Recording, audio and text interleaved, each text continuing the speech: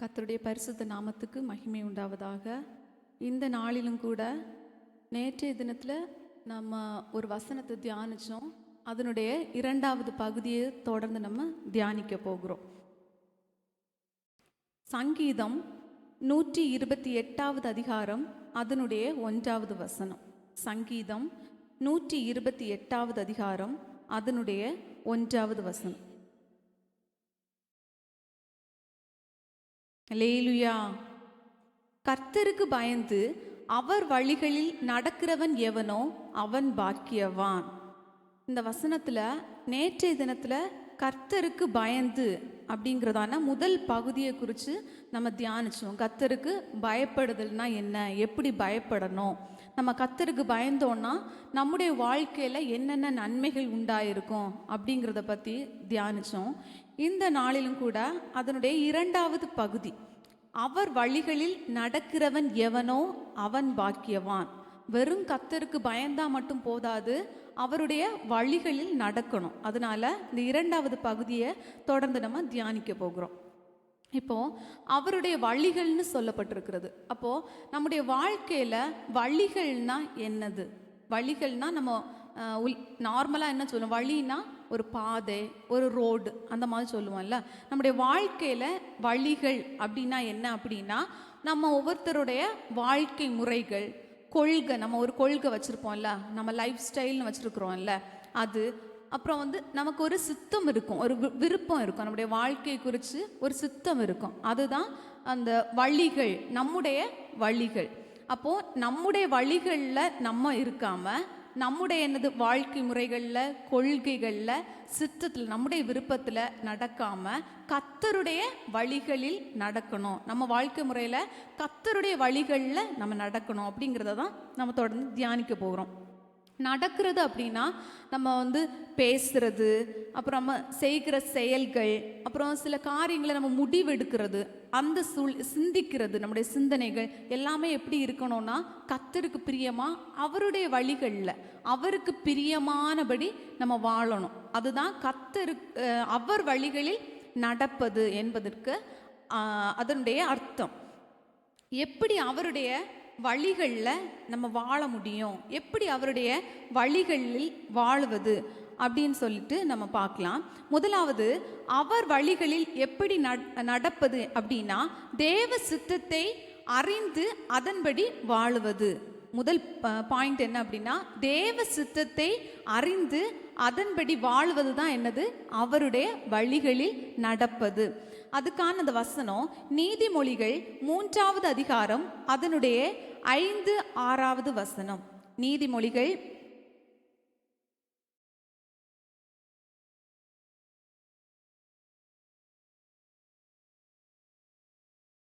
அல்லேலூயா.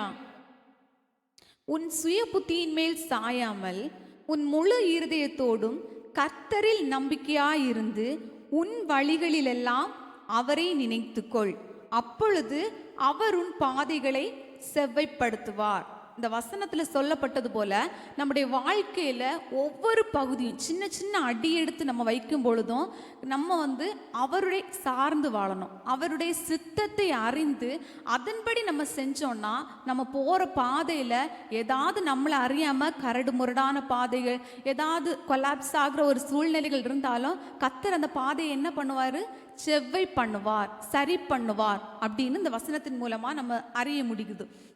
நம்முடைய சுய புத்தி, நமக்கு ஒரு டிசிஷன் எடுக்கும்போது கண்டிப்பாக நமக்கு ஒரு நம்ம புத்தியில் நம்ம யோசிப்போம்ல, இப்படி நம்ம பண்ணால் கரெக்டாக இருக்கும் அப்படின்னு நம்ம யோசிப்போம்ல. அதை தான் இதில் சொல்லப்பட்டிருக்கிறது.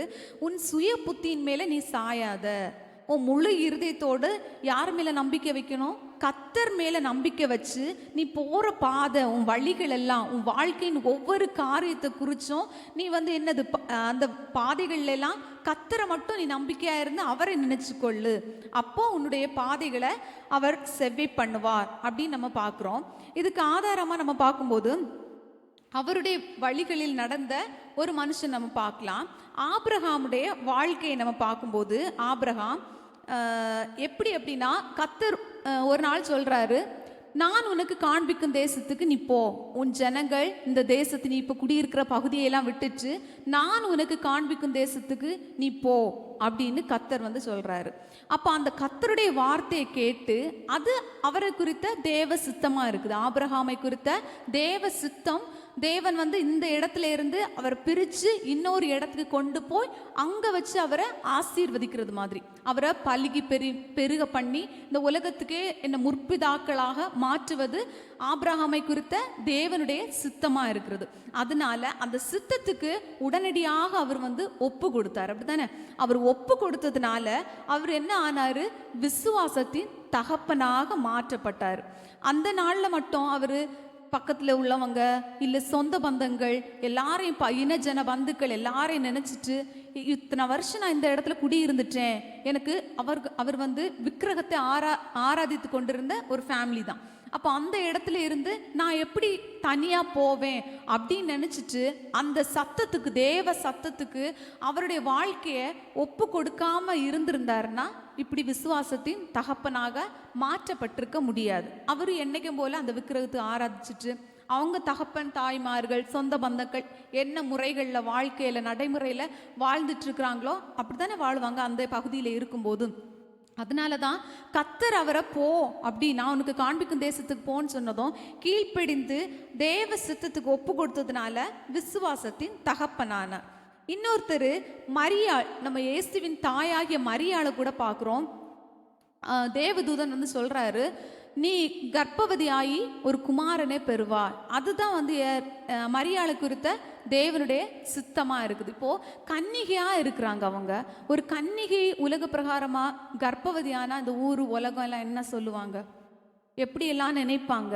அப்போ அந்த இடத்துல கூட அந்த கன்னிகையாக இருந்த அந்த மரியாள் தேவ சித்தத்துக்கு ஒப்பு கொடுத்து என்ன சொல்கிறாங்க அப்படின்னா, நான் ஆண்டவருக்கு அடிமை, உம்முடைய வார்த்தையின்படி எனக்கு ஆக கடவுது அப்படின்னு சொல்கிறாங்க. அது வந்து லூக்கா 1வது அதிகாரம் அதனுடைய 38வது வசனத்தில் நம்ம பார்க்குறோம்.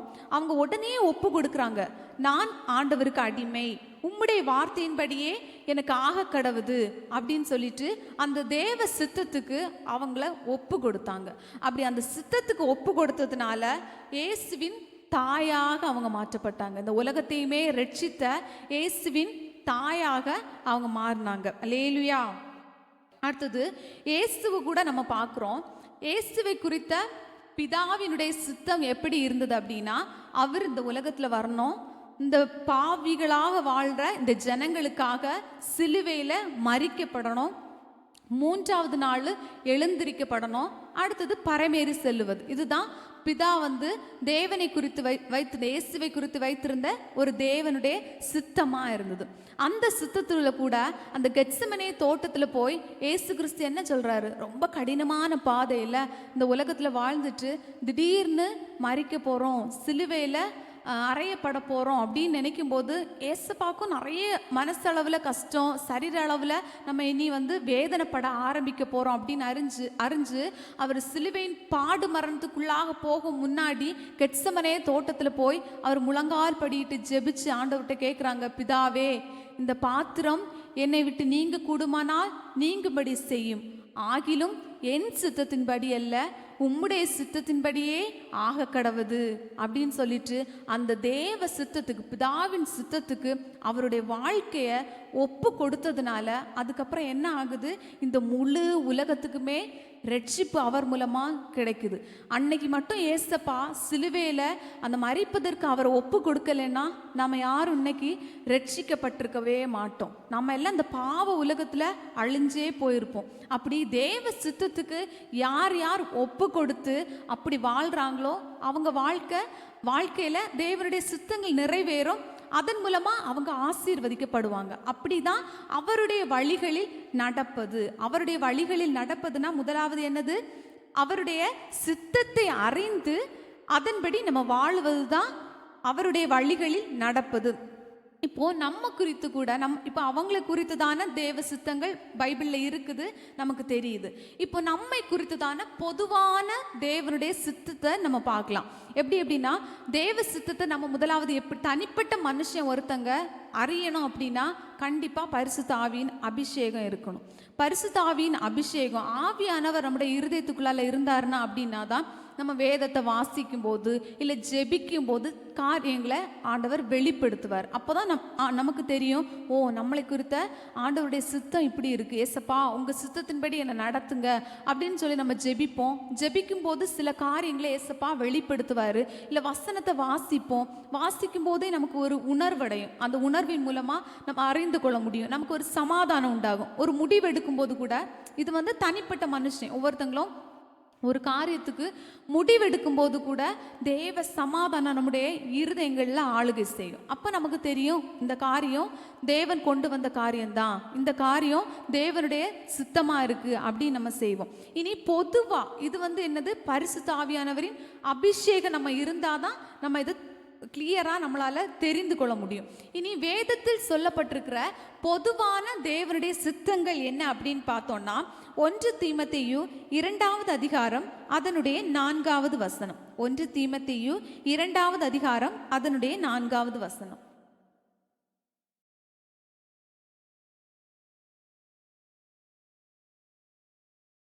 ஆமென், அல்லேலூயா. இந்த வசனத்துல எல்லா மனுஷரும் ரட்சிக்கப்பட வேண்டும் என்பது தேவனுடைய சித்தமா இருக்கிறது. எல்லாம் இந்த உலகத்தில் வாழ்ற எல்லா மனுஷங்களும் ரட்சிப்பை அடையணும். அதுக்காக தான் இயேசு கிறிஸ்து இந்த உலகத்தில் வந்தார். அதனால அது ஒரு தேவனுடைய சித்தமா இருக்கிறது. இரண்டாவதாக 1 தெசலோனிக்கேயர் 4வது அதிகாரம் அதனுடைய 3வது வசனம். அந்த வசனத்துல என்ன சொல்லப்பட்டிருக்கிறது அப்படின்னா, நீங்கள்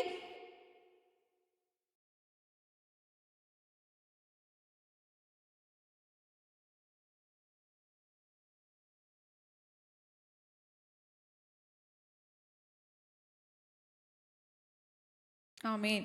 இந்த வசனத்துல என்ன சொல்லப்பட்டிருக்குதுன்னா, நீங்கள் பரிசுத்தம் உள்ளவர்களாக வேண்டும் என்பது தேவனுடைய சித்தமா இருக்குது. நாம முதலாவது ரட்சிக்கப்படணும். ரட்சிக்கப்பட்டாச்சுன்னா அதுக்கப்புறம் எப்படி வாழணும்? பரிசுத்தம் உள்ளவர்களா வாழணும். அதுதான் தேவ சித்தம்.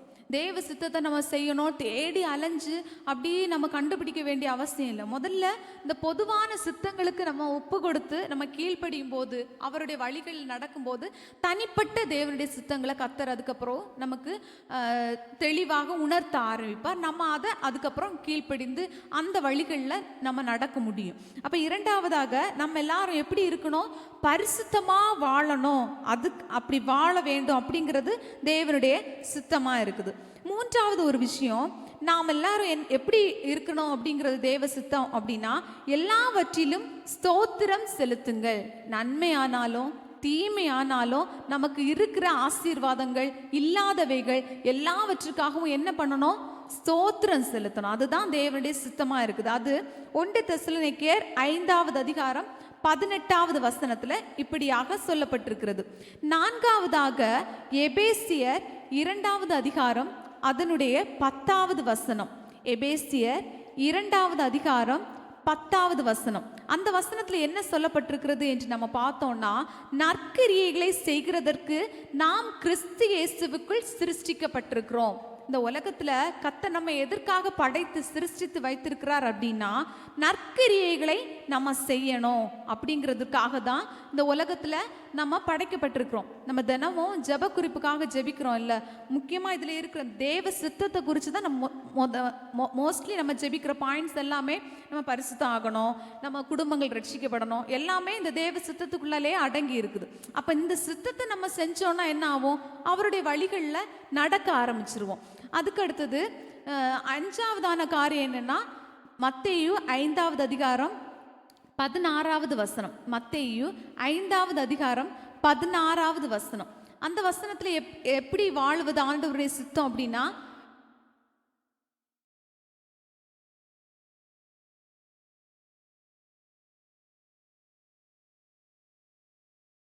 ஆமென். இந்த வசனம் ஒரு அழகான ஒரு வசனம்.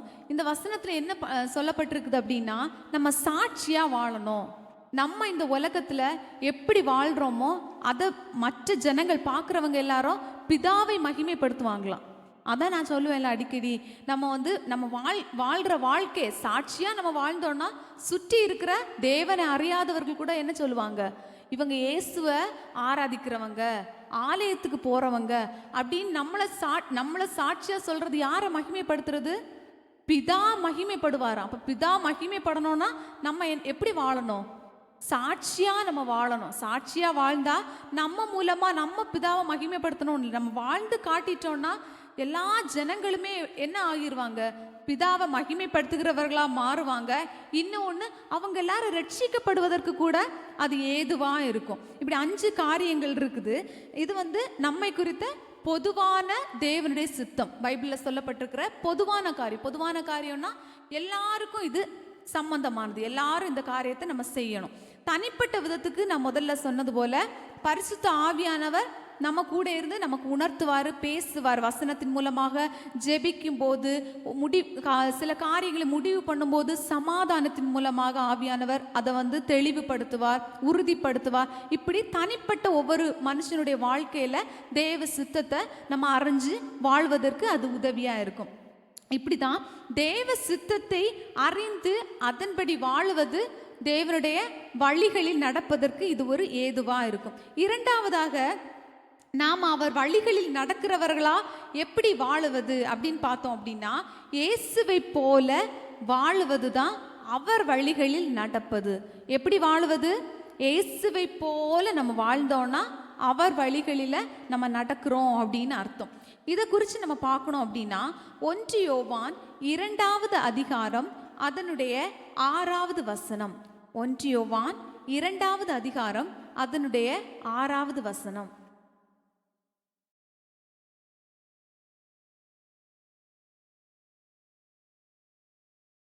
ஆமென், அல்லேலூயா. அவருக்குள் நிலைத்திருக்கிறேன் என்று சொல்லுகிறவன் அவர் நடந்தபடியே தானும் நடக்க வேண்டும். நம்ம எல்லாரும் அவருக்குள்ளால நிலைத்திருக்கணும் அப்படின்னு சொல்லிட்டு விரும்புகிறோம் இல்லையா? அப்போ என்ன பண்ணணும் அப்படின்னா, அவர் நடந்தபடியே, இயேசு கிறிஸ்து எப்படி நடந்தாரு, என்ன வாழ்க்கை முறையை நமக்கு காண்பிச்சிருக்கிறாரு, அப்படி அவரை போல நம்ம வாழ ஆரம்பிக்கணும். அப்போதான் அவருடைய வழிகளில் நம்ம நடக்க முடியும். இயேசு கிறிஸ்து எப்படி வாழ்ந்தார் இந்த உலகத்தில் நம்ம பார்க்கும்போது, இயேசு கிறிஸ்து இந்த உலகத்தில் இருக்கும் பொழுது எப்படி வாழ்ந்து நமக்கு காண்பித்திருக்கிறார் அப்படின்னு நம்ம பார்க்கும்பொழுது, இயேசு முதலாவதாக எல்லாரிடத்துலையும் அன்புள்ளவராக இருந்தார், அன்பு காட்டினார். அன்புக்கு பட்சபாதமே இல்லாமல் ஏழை பணக்காரங்க, தெரிஞ்சவங்க தெரியாதவங்க, நல்ல வசதி உள்ளவங்க வசதி இல்லாதவங்க, அவர் ஜாதி மதம் பேதம் எதுவுமே எந்த ஒரு வேறுபாட்டும் காட்டாம எல்லாரிடத்துலையும் ஒரே மாதிரி அவர் அன்பு செலுத்துகிறவராக இருந்தார். நம்மளால இந்த நாட்கள் அப்படி அன்பு செலுத்த முடியுதா? அவரை பகைச்சவங்களை கூட அன்பு செலுத்தினார். யார் யார் ஏசப்பாவை கஷ்டப்படுத்தினாங்களோ அவங்கள கூட நேசிக்கிறவராக தான் இந்த உலகத்துல இருந்தார். அதான் வசனத்துல கூட சொல்லப்பட்டிருக்கிறது. மார்க்கு 12வது அதிகாரம் 31வது வசனத்துல நம்ம பார்க்கிறோம், உன்னிடத்தில் நீ அன்பு கூறுவது போல பிறனிடத்திலும் அன்பு கூறுவாயாக. உங்களை நீங்க எப்படியெல்லாம் நேசிப்பீங்க? உங்களுடைய சரீரத்தை, ஆவிய ஆத்மாவை எவ்வளோ பாதுகாப்பா நீங்க நேசிப்பீங்க. ஏதாவது ஒரு மனுஷன் உங்களை கடினமா பேசுனா உங்களால தாங்க முடியல. அப்போ நம்மளை பேசும்போது நம்மளை தாங்க முடியலைன்னா அதே கடினமான உத்தரவு இல்லை கடினமான ஒரு வார்த்தையை நமக்கு நேராக இருக்கிற மற்றவர்களிடத்துல நம்ம அந்த வார்த்தையை விட்டோம் அப்படின்னா அவங்க இருதயம் காயப்படுமா? நம்ம எவ்வளோ பத்திரப்படுத்துகிறோம் இல்லையா? நம்ம இருதயத்தில் உண்டாகக்கூடாது, அவங்க என்ன இப்படி பேசிட்டாங்கன்னு நம்ம பத்திரப்படுத்துகிறோம். அப்போ நம்ம அதே தவறை செய்யக்கூடாதுல்ல, காயப்படுத்தக்கூடாதுல்ல. நம்மளை ஒரு மனுஷங்க சரீர பிரகாரமாக வெளியரங்கமாக நம்மளை கஷ்டப்படுத்தினாங்கன்னா நம்மளால் தாங்க முடியாது. அப்போ நம்ம பாதுகாக்கிறது மாதிரி தானே மற்றவங்களை பாதுகாக்கணும். அதுதான் சொல்லப்பட்டிருக்குது. உன்னிடத்தில் நீ எப்படி அன்பு கூறுகிற, ஒன்னை நீ எப்படி டேக் கேர் பண்ணுற, அதை மாதிரி மற்றவங்களையும் நீ கேர் பண்ணிக்கோ. அந்த மாதிரி நீ அன்பு செலுத்து. நமக்கு ஒரு விதமாக நம்மளும் அதிகமாக நேசிச்சுட்டு மற்றவங்கள சும்மா பேருக்கு கொஞ்சம் ஏதோ அப்படி இல்லாமல் நம்மளை நேசிக்கிற அதே அளவு என்ன பண்ணணுமா? பிறரையும் நேசிக்கணும். நம்ம இயேசு கிறிஸ்து அப்படிதான் வாழ்ந்து காட்டினாரு. அவரை காயப்படுத்தினவங்க, தள்ளி விட்டவங்க, கஷ்டப்படுத்தினவங்க எல்லாரையுமே அவர் அப்படியே அன்பு செலுத்தி அதை நமக்கு காண்பித்திருக்கிறார். நம்ம அப்படி இந்த நாட்களில் வாழ்கிறோமா? நமக்குள்ள எவ்வளோ சுயநலமான காரியங்கள் இருக்குது. நமக்கு இருக்கணும், நம்ம நல்லா இருக்கணும்னு எவ்வளோ பிரயாசப்படுறோம். கஷ்டப்படுறவங்க கிட்ட அந்த அன்பை நம்ம காண்பிக்கிறவர்களாக நம்ம இந்த உலகத்தில் வாழ்கிறோமா? ஏசு காண்பித்தது போல நம்ம வாழணும், அவரை போல நம்ம வாழணும், அவருடைய வழிகளில் நம்ம நடக்கணும். அப்படின்னா முதலாவது நம்ம இந்த ஒரு பிரதான கற்பனைக்கு நம்ம கீழ்ப்படிஞ்சாலே போதும். அன்புக்குள்ளாலேயே எல்லா காரியமும் அடங்கிரும். அப்போ நம்மிடத்துல நம்ம அன்பு கூறுகிறது போல பிறனிடத்துலையும் நம்ம அன்பு காட்டணும்னா இயேசுவை போல நம்ம வாழ முடியும், அவருடைய வழிகளில் நம்ம நடக்க முடியும். இரண்டாவது, மன்னிக்கிற ஒரு சுபாவம் இருக்கணும். இயேசு எல்லாரையும் மன்னித்தார். என்ன பாவம் செஞ்சவங்களா இருந்தாலும், என்ன தவறுகள் செஞ்சவங்களா இருந்தாலும், கொலையே பண்ணிட்டு ஏசப்பா கிட்ட வந்தாலும் என்ன பண்ணினார்? ஏசப்பா மன்னிச்சாரு. நமக்குள்ளால அந்த மன்னிப்பின் சுபாவம் நமக்கு இருக்குதா? நமக்குள்ளால அந்த மன்னிக்கிற ஒரு கிருபை இருக்குதா? நம்மளால மன்னிக்க முடியுதா? யாராவது ஒருத்தங்க நம்மளை காயப்படுத்தினாங்க அப்படின்னா நம்ம அதை ஈஸியாக மன்னிக்கிறோமா? இல்லை பகையா அது அப்படி மனசு நம்மளை அன்னைக்கு இப்படி சொன்னாங்க, இப்படி கஷ்டப்படுத்தினாங்க, இப்படி ஒரு துரோகம் பண்ணிட்டாங்க, நான் நினைக்கவே இல்லை அப்படின்னு சொல்லிட்டு இருதயத்திலே வச்சிருக்கிறோமா?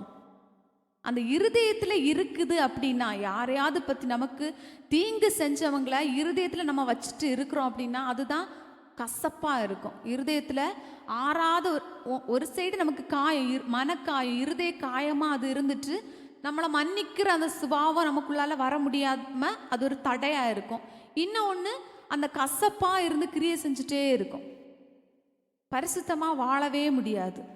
ஏசு நம்மளை எல்லாரையும் எத்தனை தவறுகள் செஞ்சுட்டு ஒவ்வொரு முறையும் ஏசப்பாவோட கிட்ட போகிறோம், ஏசப்பா இனி நான் தப்பு செய்ய மாட்டேன், இனி நான் பாவம் செய்ய மாட்டேன்னு ஒவ்வொரு முறையும் போகிறோமா? அப்போ ஏசு நம்மளை மன்னிச்சிட்டு இருக்கிறதுனால தானே நம்ம இந்த உலகத்தில் வாழ முடியுது. நம்ம செய்கிற தப்புக்கு உடனடியாக ஏசப்பா தண்டனை தந்துட்டே இருந்தார், நமக்கு அதுக்கான ஒரு தீர்வை தந்துட்டே இருந்தார் அப்படின்னா நம்ம இந்த உலகத்தில் நம்ம வாழ முடியுமா? இன்னைக்கு நம்ம உயிரோடையே இருந்திருக்கவே முடியாது. அப்படி இயேசுவின் சுபாவம், அந்த இயேசு இந்த உலகத்தில் வாழும்போது மன்னிச்சார், இப்போ மன்னிச்சுட்டே தான் ஏசப்பா இருக்கிறாங்க. நம்மளை மன்னிக்கிறது போல மற்றவர்களையும் நம்ம எப்படி நம்ம இருக்கணும்? மற்றவர்களையும் மன்னிக்கிறவர்களாக நம்ம இருக்கணும்.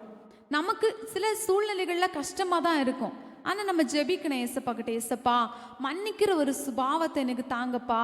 கடினமான சூழ்நிலையில் நம்ம சில நேரத்தில் இருப்போம், புரிந்து கொள்ளாமல் சிலருடைய வார்த்தைகள் நம்மளை காயப்படுத்தும், மன்னிக்கவே முடியாது. அன்னைக்கு இப்படி பேசினாங்க, அன்னைக்கு என்னை இப்படி காயப்படுத்தினாங்க, இல்லை நம்மக்கிட்ட இருந்த சில பொருட்கள் பறி போயிருக்கும். அப்போ நம்ம இல்லாத சூழ்நிலைகளில் இவங்க இப்படி செஞ்சாங்க அப்படின்னு இருக்கும். என்ன சூழ்நிலைனாலும் நம்ம மன்னிக்கிற ஒரு கிருபை ஏசப்பா கிட்ட நமக்கு இல்லை அப்படின்னா கண்டிப்பாக நம்ம கேட்டு வாங்கியே ஆகணும்.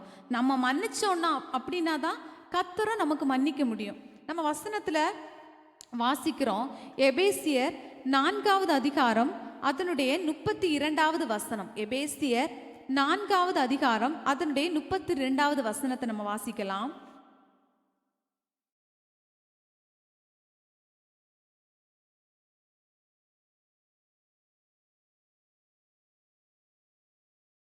ஆமென், அல்லேலூயா. இந்த வசனத்தில் என்ன சொல்லப்பட்டிருக்கிறது? ஒருவருக்கொருவர் தயவாயும் மன உருக்கமாயும் இருந்து கிறிஸ்துவுக்குள் தேவன் உங்களுக்கு மன்னித்தது போல நீங்களும் ஒருவருக்கொருவர் மன்னியுங்கள். கிறிஸ்துவுக்குள் தேவன் உங்களுக்கு மன்னித்தது போல. அப்போ ஏசப்பா நமக்கு எப்படி மன்னிச்சிருக்கிறாரு, அதை போல நம்ம என்ன பண்ணணுமா? மன்னிக்கணுமா? ஒருத்தருக்கு நம்ம என்ன பண்ணணுமா? மன்னிக்கிறவர்களா இருக்கணுமா? ஏசு கிறிஸ்து அந்த சிலுவையில் அறையப்பட்ட அந்த நேரத்தில் கூட பக்கத்தில் இருந்த அந்த கள்ளன் தேவனை தூஷிக்கிறாங்க. அதுக்கப்புறம் சுற்றிலும் சிலுவையில் அறையிறதுக்கு முன்னால் கூட நல்லா கஷ்டப்படுத்தி அடித்து விழாவில் குத்தி முள்முடி சூட்டி அந்த சிலுவைக்கு போகிற பாதைகள், அந்த சிலுவையில் அறையிறதுக்கு முன்பதாக அவர் போன பாதைகள்லாம் அவரை தூஷித்து துப்பி என்னெல்லாம் கஷ்டப்படுத்தினாங்க. ஆனால் அந்த சூழலில் கூட ஏசப்பா என்ன சொல்கிறாரு? பிதாவே, இவர்களை மன்னியும், தாங்கள் செய்கிறது இன்னதென்று அறியாதிருக்கிறார்கள். இந்த வார்த்தையை நம்மளால சொல்ல முடியுமா? நமக்கு இந்த மாதிரி ஒரு சூழ்நிலை வந்துச்சுன்னா, ஏசப்பா இவங்களை மன்னிச்சிருங்க, அவங்க செய்கிறது என்னதுன்னு தெரியாம செஞ்சிட்டாங்க அப்படின்னு நம்ம நினைப்போமா? நம்மளால சொல்ல முடியுமா? அப்ப இயேசுவை போல வாழணும், அதுக்காக தானே நம்மளை அழைக்கப்பட்டிருக்கிறோம். இந்த உலகத்துல கிறிஸ்தவ வாழ்க்கை அப்படின்னாலே இயேசுவை போல நம்ம வாழ்ந்து அவர் காட்டுற அந்த பாதையில போய் தான் நித்திய ஜீவனை அடைய முடியும். அவர் நமக்கு என்ன வழி வச்சிருக்கிற, மற்றவங்களுக்கு கோணலா அங்க இங்கேயுமா பாதைகள் இருக்கும், இஷ்டம் போல வாழலாம், எப்படி வேணாலும் வாழலாம். நம்ம அதற்காக அழைக்கப்பட்டவர்கள், நம்ம இஷ்டம் போல அப்படி வாழவே முடியாது. ஒருக்கா நீங்க வாழ்ந்தீங்கன்னா கூட, சில சூழ்நிலை சில ஆசைகள் நிமித்தமா நம்ம வாழ்ந்தோம்னா கூட நிச்சயமா கர்த்தர் அந்த இடத்துல நமக்கு தண்டிப்பார். ஏதாவது ஒரு சூழ்நிலையை ஏற்படுத்துவார், ஒரு தடையை உண்டாக்குவார். உடனே நமக்கு தெரியும் தேவனுக்கு சித்தம் இல்லை அப்படின்னு நமக்கு தெரியும். அப்படி நம்ம இஷ்டம் போல வாழ்றதுக்காக அழைக்கப்படலை. இப்போ தேவன் மன்னித்தார், நம்மளை மன்னிக்கிறாரு.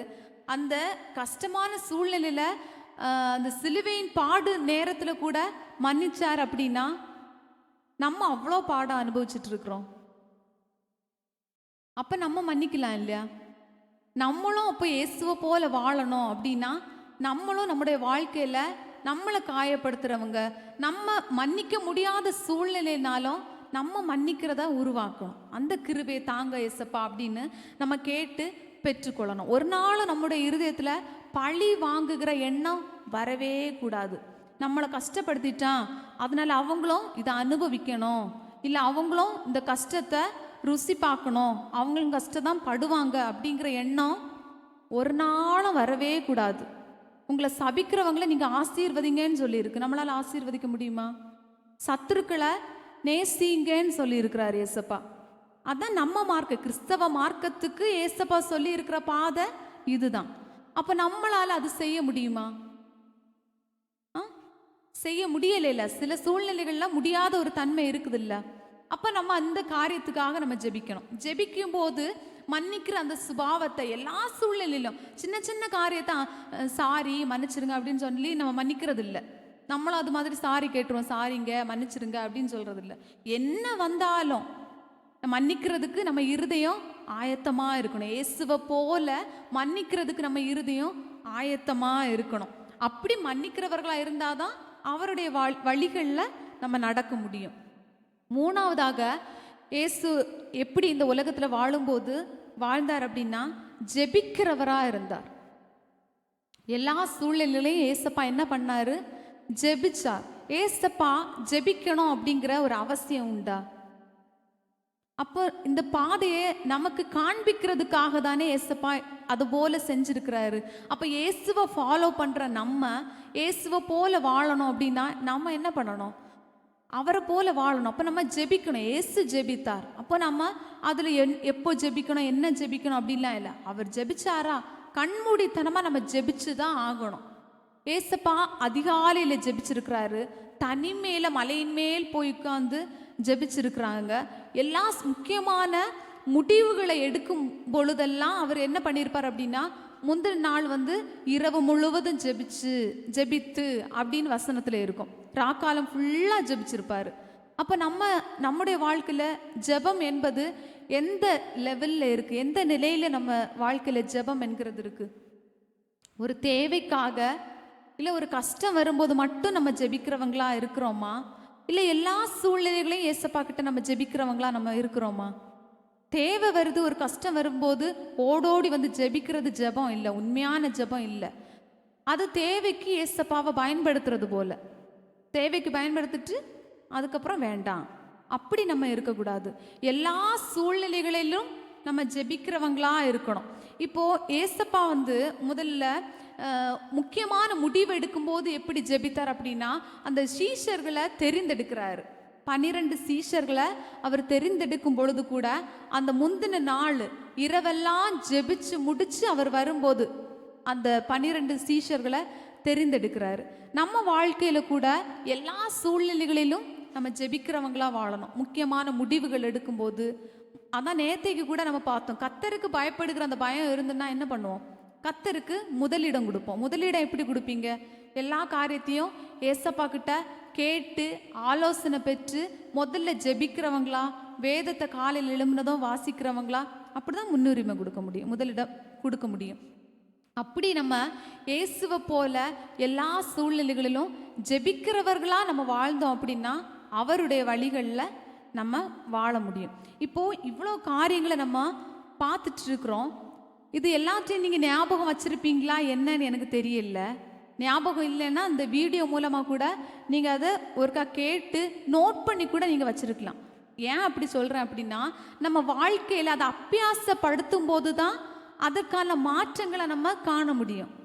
சும்மா காதால் கேட்டுட்டு சும்மா நம்ம அப்படி போயிட்டே இருந்தோம்னா ஒரு நாள் ஒரு மாற்றம் நம்ம வாழ்க்கையிலே வராது, குடும்பத்திலே வராது, ஒன்றையுமே நம்ம பார்க்கவே முடியாது. அப்போ நம்ம கடைப்பிடிக்க ஆரம்பிக்கணும். கடைப்பிடிக்கும் பொழுது தானே மாற்றங்கள் உருவாகும். நாங்கள் சொல்கிறத நீங்கள் கேட்டுட்டு போனீங்கன்னா ஒன்றுமே அதன் மூலமாக இருக்காது, ஏதோ கடமைக்காக வந்துட்டு போனது மாதிரி இருக்கும். அப்படி இந்த இதில் இயேசுவை போல நம்ம வாழ்ந்தோம் அப்படின்னா அவருடைய வாழ்க்கையில் அவருடைய வழிகளில் நம்மளால் நடக்க முடியும். ஏசு இப்படி பல இடங்களில் ஜெபிச்சிருக்கிற பெரிய பெரிய அற்புதங்கள் செய்யும் முன்னால் ஜெபிப்பார். இப்போ இந்த லாசருவை உயிரோடு எழுப்பும் முன்னால் அந்த கல்லறை இடத்துல போயிட்டு பிதாவை நோக்கி ஜெபிப்பார். சுற்றி இருக்கிற ஜனங்களுக்கு முன்பதாக ஆண்டவர் மகிமைப்படணும் அப்படின்னு சொல்லிட்டு ஒரு வார்த்தை சொல்லி ஜெபிப்பார். அதுக்கப்புறம் அந்த சிலுவையில் பாடு மரணத்தை அனுபவிக்கும் முன்னால் அந்த கெத்செமனே தோட்டத்தில் ஜெபிக்கிறாரு. அப்படி நிறைய சூழ்நிலை தனிமையில் இருந்து ஜெபிக்கிறார். அப்படி நம்முடைய வாழ்க்கையிலும் தனி ஜெபம், குடும்ப ஜெபம், எல்லா சூழ்நிலைகளிலும் ஜெபிக்கிறவர்களா இயேசுவை போல நம்ம வாழ்ந்தோம் அப்படின்னா அவர் நமக்கு வைத்திருக்கிற அந்த வழியில் அவருடைய வழிகளில் நடக்கிறவர்களா நம்ம வாழ முடியும். சரியா? நம்ம அதனால இனி இயேசுவை போல வாழணும் அப்படின்னு முயற்சிக்கும் பொழுது ஃபஸ்ட்டு இயேசுவை போல நேசிக்க பழகணும், அன்பு காட்ட பழகணும், மன்னிக்க பழகணும், ஜெபிக்க பழகணும். இப்படி நம்ம ஜெபிக்க பழகும் இந்த மாதிரி நம்ம வாழ பழகிட்டோம்னாலே அவருடைய வழிகளில் நம்மளால் நடக்க முடியும். அதிகமாக கோபப்படுக்கிறவங்களுக்கு கூட வசனம் இருக்குது, கோபிக்கிறதுக்கு நீங்கள் எப்படி இருக்கணுமா? தாமதமாக இருக்கணுமா? யாக்கோபு 1வது அதிகாரம் அதனுடைய 19வது வசனத்தில் நம்ம பார்க்குறோம், கோபிக்கிறதுக்கு நீங்கள் தாமதமாக இருங்க, சட்டுன்னு கோபம் வரக்கூடாது, அப்போ அதுவும் பாவம். அதுக்கப்புறம் பொய் நம்ம வாயில் வரவே கூடாது, பொய் உதடுகளை கர்த்தர் அருவருக்கிறாரு. அதை கூட நம்ம பைபிளில் பார்க்குறோம். எபேசியர் 4வது அதிகாரம் 25வது வசனம், அந்த வசனத்தை மட்டும் நம்ம வாசிக்கலாம். எபேசியர் 4வது அதிகாரம் அதனுடைய 25வது வசனம்.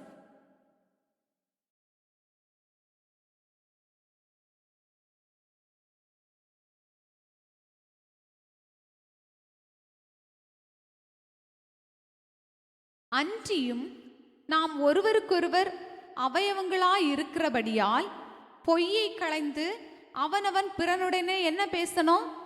மெய்யை பேச கடவன். அப்போ நம்ம எல்லாரும் ஒரே அவயவங்களா இருக்கிறதுனால நம்ம பொய் நம்முடைய வாய்களில் இருந்து வரவே கூடாது. பிறனோடு என்னதான் பேசணும்? இவ்வளவு அழகா பொய் பேசக்கூடாது, களவு பண்ணக்கூடாது. சின்ன சின்ன காரியத்தை கூட இந்த பைபிளில் ஏசப்பா எழுதி நமக்கு தந்திருக்கிறாரு, நம்மளால கடைபிடிக்க முடியல. இதுக்கு மேலே ஏசப்பாவால் என்ன செய்ய முடியும்? இப்போ நாங்களாக இருந்தாலே எல்லாம் சொல்லி தாரோம், ஏசப்பா பைபிளில் எல்லாமே எழுதி தந்திருக்கிறாரு. அது தவிர ஆவியானவர் மூலமாக உணர்த்தப்படுறோம், பேசப்படுறோம். அப்போ இதுக்கெல்லாம் நம்ம கீழ்ப்படிந்து கடைப்பிடித்து நம்ம வாழும்போது தான் இயேசுவை போல ஒரு வாழ்க்கையும் வாழ முடியும். அவருடைய வழி அவர் வச்சிருக்கிற அந்த வழியில் நம்ம வழி நடக்கவும் முடியும். அப்படி நம்ம பொய் பேசுகிறவர்களாக நம்ம இருக்கக்கூடாது. இன்னொன்று, கவலைப்படக்கூடாது. எந்த காரியத்தை குறித்தும் இயேசுவை விசுவாசித்து நடக்கிற பிள்ளைகள் என்ன பண்ணக்கூடாது? கவலைப்படவே கூடாது. அதை கூட நம்ம வசனத்தில் வாசிக்கும் போது எல்லாத்தையும் நம்ம அவரிடத்துல ஒப்பு கொடுத்துடணும். இயேசு மேலே நம்பிக்கை இருந்தால் நம்ம எதுக்கு நம்ம கவலைப்பட போகிறோம்? அவர் எல்லாவற்றையும் பார்த்து கொள்வார்ல. உங்களுக்கு ஏதாவது கவலை இருந்துன்னா என்ன பண்ணணும்? அவர் உங்களை விசாரிக்கிறவரானபடியால் உங்கள் கவலைகளை எல்லாம் அவரிடத்துல வச்சிருங்க அப்படின்னு வசனத்துல சொல்லப்பட்டிருக்கு. அதனால கவலைப்படுகிறவர்களா நம்ம வாழவே கூடாது. நம்ம சந்தோஷமா இருக்கிறதுக்காக தான் அழைச்சிருக்கிறார் ஏசப்பா. நம்முடைய வாழ்க்கை முழுவதும் நம்ம சந்தோஷமா இருக்கணும். அப்ப இயேசுவை போல நம்ம வாழ்ந்தோம் அப்படின்னா சந்தோஷமா வாழலாம். அவர் வச்சிருக்கிற அந்த வழிகளில் நடக்க முடியும். இப்போ முதலாவதாக நம்ம என்ன பார்த்தோம் அப்படின்னா, அவர் வழிகளில் நடக்கணும் அப்படின்னா தேவ சித்தத்தை அறிந்து அதன்படியாக வாழ்றது. இரண்டாவதாக இயேசுவை போல வாழ்ந்தா அவருடைய வழிகளில் நடக்கலாம். மூன்றாவதாக பரிசுத்த ஆவியின் நடத்துதலுக்கு கீழ்ப்படிந்து அவர் வழிகளில் நடக்க முடியும் அப்படின்னு சொல்லப்பட்டிருக்குது. இதை கூட நம்ம பார்க்குறோம். கலாத்தியர் 5வது அதிகாரம் 25வது வசனம். அந்த வசனத்துல என்ன சொல்லப்பட்டிருக்கிறதுனா, நாம் ஆவியினாலே பிழைத்திருந்தால் ஆவிக்கேற்றபடி நடக்கவும் கடவோம். அப்போ நம்ம ஆவியினால பிழைச்சிருந்தோம் அப்படின்னா ஆவிக்கேற்றபடி நடப்போம். பரிசுத்த ஆவியானவர் வழி நடத்துதலுக்கு ஒப்பு கொடுத்து அதன்படியாக நம்ம நடப்போம். இப்போ இன்னொரு வசனம் கூட சொல்லப்பட்டிருக்கிறது. ரோமர் 8வது அதிகாரம் 14வது வசனத்துல, மேலும் எவர்கள் தேவனுடைய ஆவியினாலே நடத்தப்படுகிறார்களோ அவர்கள் தேவனுடைய புத்திரராய் இருக்கிறார்கள். அப்போ பரிசுத்த ஆவியானவருடைய நடத்துதலின்படி யார் நடத்துறாங்க, யார பரிசுத்த ஆவியானவர் நடத்துறாரு அப்படின்னா அவங்க தான் யாருடைய புத்திரரா இருக்க முடியும். தேவனுடைய புத்திரர்னா என்ன? ஏசப்பாவோட பிள்ளைகளா. அப்பதான் நம்மளால வாழ முடியும். அப்போ பரிசுத்த ஆவியானவரின் அந்த வழி நடத்துதலுக்கு நம்ம ஒப்பு கொடுத்து நம்ம வாழ்ந்தோம் அப்படின்னா அவருடைய வழிகளில் நடக்கலாம். பரிசுத்த ஆவியானவர் எப்படி நடத்துவார் அப்படின்னு பார்த்தோன்னா வசனத்தின் மூலமாக தான் நடத்துவார். முதலாவது வசனத்தின் மூலமாக நடத்துவார். அதான் இதுக்கு முன்னே பார்த்தது மாதிரி ஒரு காரியத்தை நம்ம செய்யும் போது சமாதானத்தை நம்ம ஜெபிக்கும் போது அதில் ஒரு சமாதானம் உண்டாகும். அப்போ அதன் மூலமாக உணர்வு நமக்கு ஒரு உணர்வை தருவார். நீங்கள் இன்னைக்கு இவங்களோட பேசுங்க, இந்த காரியத்தை குறித்து நீங்கள் பேசுங்க அப்படின்னு நம்ம சில நேரங்களில் உணர்த்தப்படுவோம். நம்ம அப்போ தோணுது நம்ம பேசுகிறோம் அப்படின்னு பேசுவோம். நிச்சயமாக அந்த வார்த்தைகள் அவங்களுக்கு தேவையாக இருக்கும். நீங்கள் இன்றைக்கி பேசினதுனால இருதயத்தில் இருந்த அந்த பாரமே குறைஞ்சிடுச்சுன்னு சொல்லுவாங்க. அப்படி ஆவியானவர் அது நமக்கு உணர்த்தி தருகிற உணர்வு. அடுத்து சில நேரங்களில் தேவ ஊழியர்கள் மூலமாக கூட பரிசுத்த ஆவியானவர் சில காரியங்களை உணர்த்துவார். அப்போ தேவ ஊழியர்கள் சொல்லும்போது அதை நம்ம கேட்டு நடந்தோம் அப்படின்னாலும் பரிசுத்த ஆவியானவருடைய வழிநடத்துதன்படி நம்ம நடக்கலாம். ஆக மொத்தத்தில் நம்ம என்ன பண்ணணும்? பரிசுத்த ஆவியை பெற்றுக்கொள்ளணும். யார் யாருக்கு பரிசுத்த ஆவியின் அபிஷேகம் இல்லையோ அவங்க எல்லாரும் என்ன பண்ணணும்?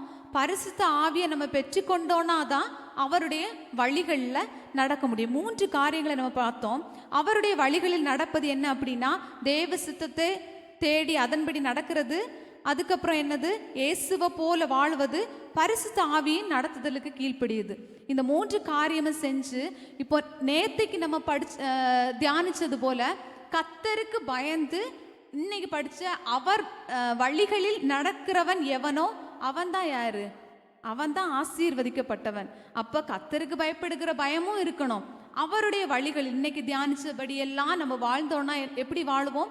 ஆசீர்வதிக்கப்பட்டவன் அப்படின்னு சொல்லப்பட்டிருக்கிறது. அந்த அதிகாரத்துக்கு கண்டினியூஷன் நம்ம வாசிக்கலாம்.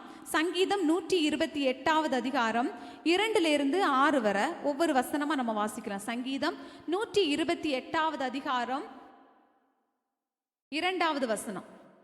உன் கைகளின் பிரயாசத்தை நீ சாப்பிடுவாய், உனக்கு பாக்கியமும் நன்மையும் உண்டாயிருக்கும். இந்த வசனத்துல நம்ம பார்க்கிறோம். முதல் வசனம் எப்படி சொல்லப்பட்டிருக்குன்னா, கர்த்தருக்கு பயந்து அவர் வழிகளில் நடக்கிறவன் எவனோ அவன் பாக்கியவான். அந்த ஆசீர்வதிக்கப்பட்டவன் எப்படி ஆசீர்வதிக்கப்பட்டிருப்பான் அப்படின்னா, உன் கைகளின் பிரயாசத்தை நீ சாப்பிடுவாய். அப்போ என்னன்னா, நீங்க உழைக்கிறத நீங்க நிச்சயமா சாப்பிடுவீங்க. யாரும் அதை பறிச்சுட்டு போகவே முடியாது. எந்த ஒரு சூழ்நிலையிலும் உங்க பொருளாதாரத்துக்கு குறைவே இருக்காது. அப்படி நீங்க உழைச்சதை நீங்க அனுபவிப்பீங்க. அதை தான் உன் கைகளின் பிரயாசத்தை நீ சாப்பிடுவாய், உனக்கு பாக்கியமும் நன்மையும் உண்டாயிருக்கும். எந்த குறைவுமே இருக்காது. கர்த்தர் நன்மையா நடத்துவாரு அப்படின்னு சொல்லப்பட்டிருக்குது. 3வது வசனம்.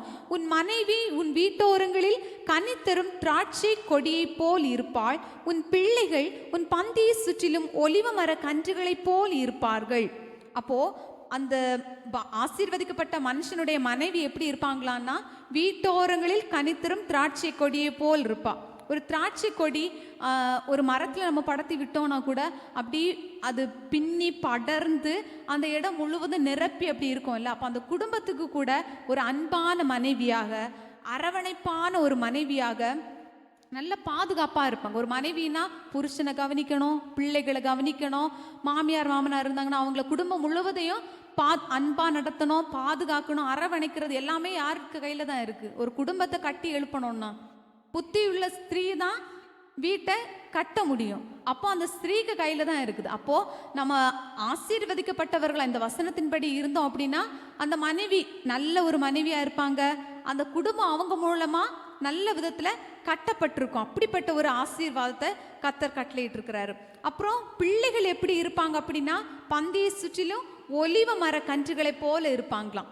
ஒலிவ மரம்னாலே செழிப்பு, நல்ல ஒரு ஆசீர்வாதத்தை குறிக்குது. அப்போது ஒலிவ மர கன்றுன்னா சின்ன மரம், ஒரு ஃபுல் மரம் இல்லை, சின்ன ஒரு மரம். அப்போ அந்த ஒலிவ மர கன்று எப்படின்னா நல்ல ஆரோக்கியமாக, நல்ல துடிப்பாக, அந்த பிள்ளைகளை வச்சு தான் நம்முடைய எதிர்காலமே அதுக்கப்புறம் இருக்குது. அப்போது எதிர்காலத்தின் நம்பிக்கைக்குரிய பாத்திரங்களாக நம்முடைய பிள்ளைகள் இருப்பாங்களாம். அப்போது நம்ம அந்த வசனத்தின்படி வாழ்ந்தோன்னா மனைவி அப்படி இருப்பாங்க, நல்ல விதத்தில் நம்ம வீடு கட்டப்படும், நம்முடைய பிள்ளைகள் இப்படி இருப்பாங்க. அப்புறம் என்ன சொல்லப்பட்டிருக்கு 4வது வசனத்தில், இதோ கர்த்தருக்கு பயப்படுகிற மனுஷன் இவ்விதமாய் ஆசீர்வதிக்கப்படுவான். கர்த்தர் சீயோனிலிருந்து உன்னை ஆசீர்வதிப்பார், நீ ஜீவனுள்ள நாளெல்லாம் எருசலேமின் வாழ்வை காண்பாய். அப்போ கர்த்தருக்கு பயப்படுகிற மனுஷன் மேலே சொல்லப்பட்டிருக்கிற இந்த ஆசீர்வாதத்தின்படியாக ஆசீர்வதிக்கப்படுவான். கர்த்தர் சீயோனிலிருந்து ஆசீர்வதிப்பார். இப்போ சீயோன் அப்படின்னா ஆசீர்வாதத்தின் ஒரு ஊற்று அப்படின்னு சொல்லப்பட்டிருக்கு. அப்போ ஆசீர்வாதத்தின் ஊற்றுனா ஊற்று சுரந்து சுரந்து வந்துட்டே இருக்கும், அப்படிதானே? ஆசீர்வாதம் குறைவில்லாம நமக்கு சுரந்துட்டே இருக்கும். சீயோனின் ஆசீர்வாதம் ஜீவனுள்ள நாளெல்லாம் எருசலேமின் வாழ்வு என்பது ஒரு செழிப்பு, ஒரு நல்ல வாழ்க்கை. அப்போ நம்ம உயிரோடு இருக்கிற நாள் எல்லாமே நம்ம ஆசீர்வதிக்கப்பட்டவர்களாய் செழிப்பான ஒரு வாழ்க்கை உள்ளவர்களா நம்ம வாழ்க்கை இருக்கும். அப்படிதான் கர்த்தருக்கு பயப்படுகிற மனுஷன் ஆசீர்வதிக்கப்பட்டிருப்பான். கடைசியாக 6வது வசனத்துல என்ன சொல்லப்பட்டிருக்கிறதுனா, நீ உன் பிள்ளைகளின் பிள்ளைகளையும் இஸ்ரவேலுக்கு உண்டாகும் சமாதானத்தையும் காண்பாய். பிள்ளைகளின் பிள்ளைகள்னா எல்லாருக்கும் தெரியும், நம்ம என்ன பண்ணுவோம், நம்முடைய பேர குழந்தைகளை வரைக்கும் நம்ம பார்க்குற அளவுக்கு நம்முடைய வாழ்வு நீடித்திருக்கும். சரியா? நீடித்த நாட்களாக நம்ம வாழ முடியும் அப்படின்னா பிள்ளைகளின் பிள்ளைகளை கூட நம்மளால காண முடியும். இஸ்ரவேலுக்கு உண்டாகும் சமாதானம் அப்படின்னா நம்ம குடும்பத்தின் சமாதானம், நம்ம எந்த இடத்துல நம்ம வாழ்ந்துட்டு இருக்கிறோமோ அந்த இடத்துல உள்ள சமாதானத்தை நம்ம அனுபவிப்போம். அந்த நாட்டினுடைய சமாதானத்தை நம்மளால அனுபவிக்க முடியும். அப்படி நம்ம ஜீவனுள்ள நாளெல்லாம் ஒரு ஆசீர்வாதமாக நம்ம வாழணும்னா முதலாவதாக கர்த்தருக்கு பயப்படுகிற பயம் இருக்கணும். அடுத்தது அவர் வழிகளில் நம்ம நடக்கணும். இந்த 2 காரியத்தை நம்ம செஞ்சோம்னா அந்த மனுஷனுடைய வாழ்க்கை எப்படி இருக்கும்? மிகவும் ஆசீர்வதிக்கப்பட்டதாக காணப்படும். இந்த நாட்கள்லையும் கூட இந்த வசனத்தின்படியாக நம்ம ஆசீர்வதிக்கப்பட்டவர்களாக இருக்கணும்னு நம்ம வாஞ்சிக்கணும், பிரயாசப்படணும். நம்ம தியானித்த வசனத்தின்படியாக நம்ம வாழ முயற்சி பண்ணணும். நம்ம இப்போ கூட இந்த வசனத்தின் மூலமாக கர்த்தர் நம்ம ஒவ்வொருவரையும் ஆசீர்வதிப்பாராக.